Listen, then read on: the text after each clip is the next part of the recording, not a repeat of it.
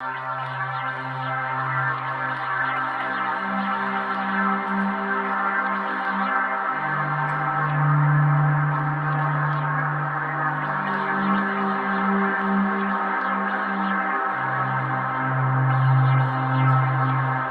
permitido chorar.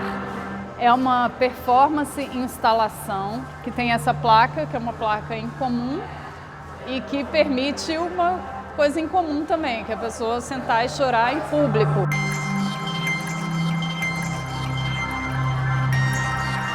Ninguém quer mostrar essa fragilidade.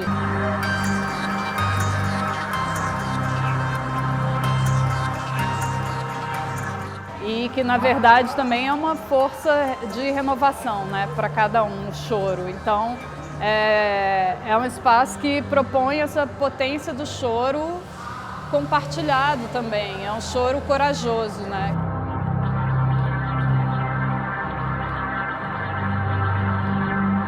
O trabalho também brinca com essa fronteira dos limites da instalação e dos objetos e dos móveis, dos elementos do lugar. Então, utiliza as cadeiras do lugar, suportes, a parede.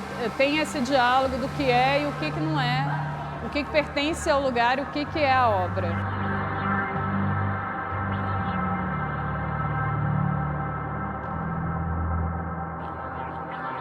A performance, ela acontecia de um jeito que eu não avisava o público, né? Por 2 meses e meio, eu acho, eu entrava e saía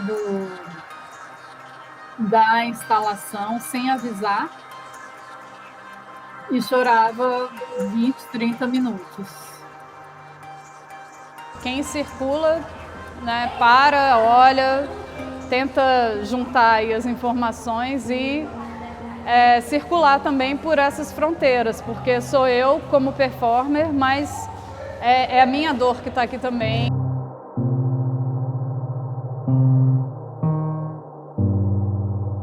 Eu falei, eu vou testar esse choro. Eu chorei, isso devia ser umas 3 da manhã, e fiz umas selfies, assim, sem... Daí eu fiz as selfies, falei, realmente, tá todo mundo tão feliz no Instagram, né, nas redes sociais, e vira uma imagem, tem um certo impacto, né? E isso usando também todo o recurso de atriz, e mesmo assim não é uma coisa fácil, né?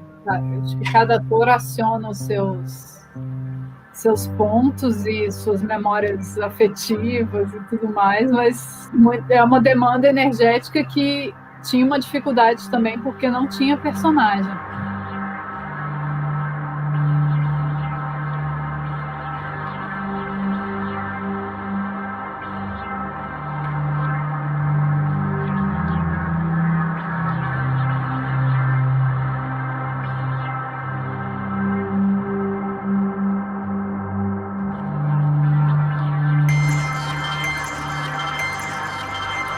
Durante o trabalho, eu também tinha consciência, ainda tenho, né, como artista cidadã, de que é um choro também de uma pessoa um tanto privilegiada, assim, que eu não tinha algumas questões ali, entendeu?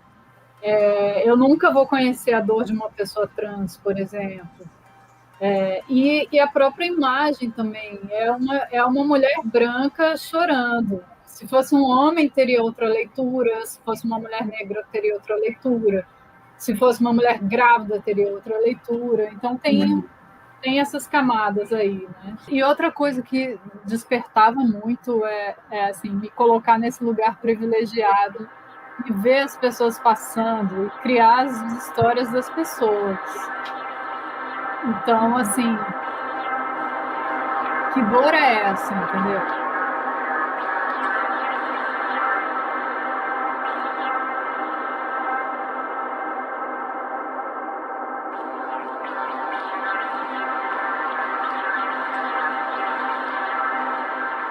Eu consegui construir o que eu queria dizer, que eu acho que é uma síntese de um sentimento coletivo.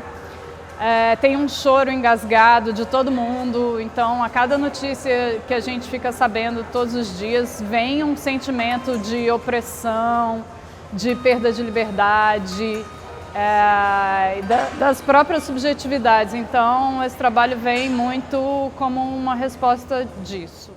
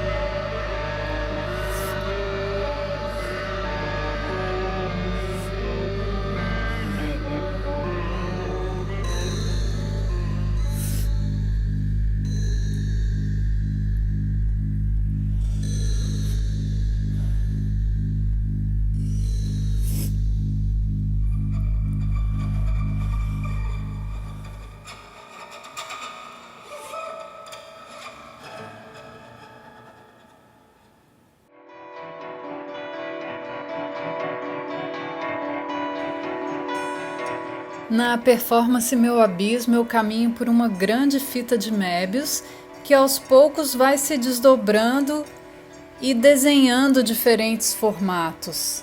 Então é o meu abismo, mas é o abismo de cada um também.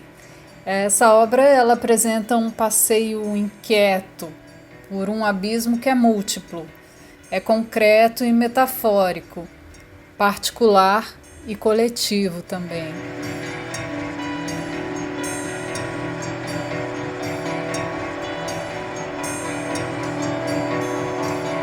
A fita de Möbius foi criada pelo matemático e astrônomo alemão August Ferdinand Möbius em 1858.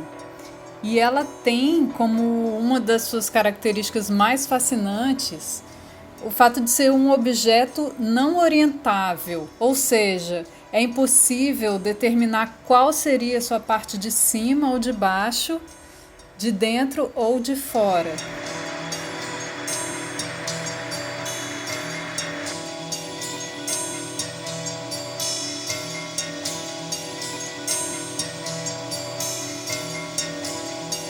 Essa fita ela foi confeccionada com persianas descartadas que estavam jogadas num canto, num depósito. E eu escolhi esse material quando eu percebi que ele tinha uma flexibilidade interessante, que era um material durável e que também apresentava um potencial gráfico que eu poderia desenhar com ele, que eu poderia, ao me equilibrar por essa fita e caminhar, desenhar pelo espaço com ele.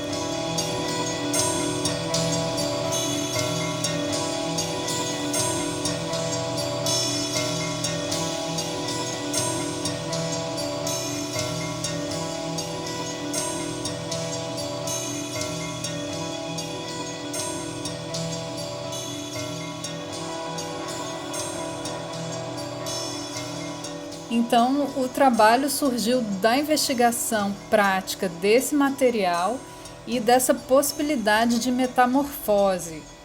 E o processo de criação teve como referência obras do Escher, do Daniel Santiago, artista pernambucano, que fez uma obra chamada O Brasil é o Meu Abismo. Também teve como referência obras do Oscar Niemeyer. E eu nasci em Brasília, então cresci cercada pelas obras do Niemeyer.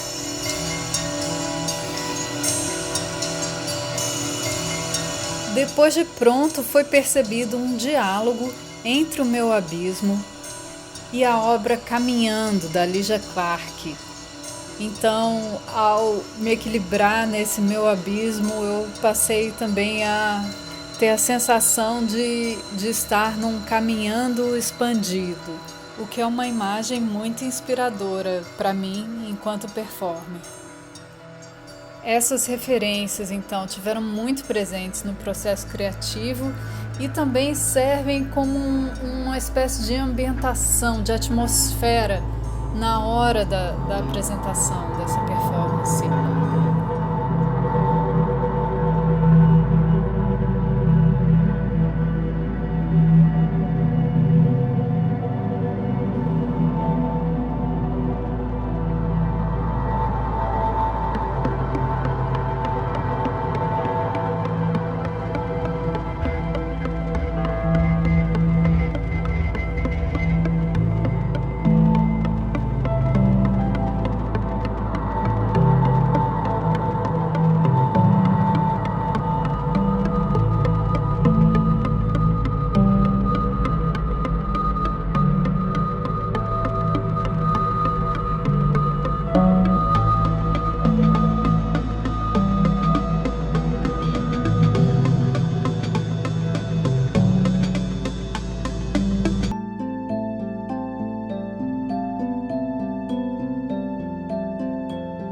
E aí eu vou desconstruindo a fita, né?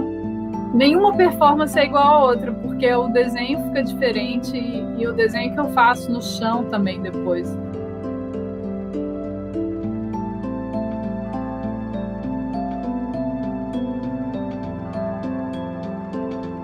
Vários abismos, né, em questão. Então, a gente vive um abismo, né? E é uma palavra que está sendo muito dita nesses tempos sombrios, né? Que a gente está à beira do abismo.